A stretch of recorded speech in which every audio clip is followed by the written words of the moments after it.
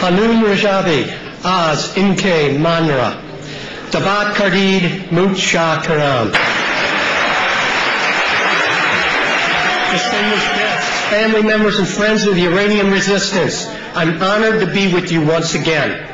I'm David Phillips, and I served in Iraq in 2003, 2004, 2005, 2007, and 2008. During that time, I had either direct or indirect involvement with the 3,400 men and women who were at Camp Ashraf. We all know that this organization was falsely branded as terrorists and appeasement to the mullahs. We also know that they voluntarily disarmed in return for American protection. I was there. They submitted to in-depth identification and investigations, and we know that not one of them was discovered to have participated in any terrorist act or even any criminal wrongdoing. We know that they endured 6 years of protected custody by the U.S. forces, of whom I was in charge of for the first 2-3 years. I could tell you many first-hand experiences which could have went terribly wrong, but remained nonviolent, not because of me or my forces, but because of the tolerance, the flexibility, and understanding of the residents of Camp Ashraf. Early on in the war, we were charged with searching for Saddam's weapons of mass destruction. I was given an order: forcibly seize a chemical truck at Camp Ashraf. I was prepared for violence and kinetic operations, and as we secured the vehicle. The residents of Camp Ashraf objected. They were appalled, stating that it was only a water truck needed for irrigation and providing water to the 3,400 residents. We took that truck. We sent it off for inspection. And you know what was discovered? It was a water truck. We returned it to the residents, and to say that I was embarrassed was an understatement.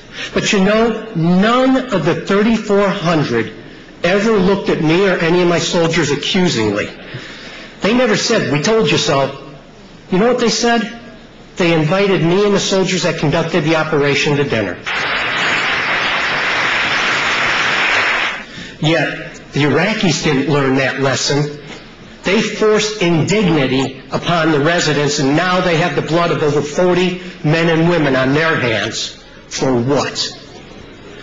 In understanding who the residents of Camp Ashraf are, they persevered even as we broke our promise and abandoned them to the al-Maliki regime.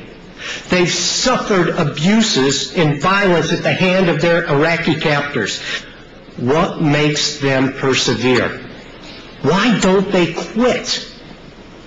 It's because they will never accept defeat. They never wavered once, not even once, in their commitment of bringing freedom to Iran. They are a very proud, resilient, and intelligent group of people, highly educated. They knew what they were forsaking when they went to that desert outpost. Who are they? They're your sons and daughters, your fathers and mothers, your aunts and uncles, your friends, your countrymen. They are teenagers, young adults, middle-aged and older people who are bound together in a cause. And it's the most noble cause of all: freedom. One of the young female members told me some years ago she was denied the right to even be born in her own country. That statement caused me to really think, to try to understand what makes the people tick. They are not by any means weak. In fact, they're some of the strongest people and most principled people I have ever had the pleasure to meet. They would rather die than give in to the mullahs. They will give up their life without a second thought if they believe it will cause freedom in their country. Looking back, before they voluntarily disarmed, They had some well-maintained tanks, artillery, mechanized vehicles, and small arms, and they were trained in their use.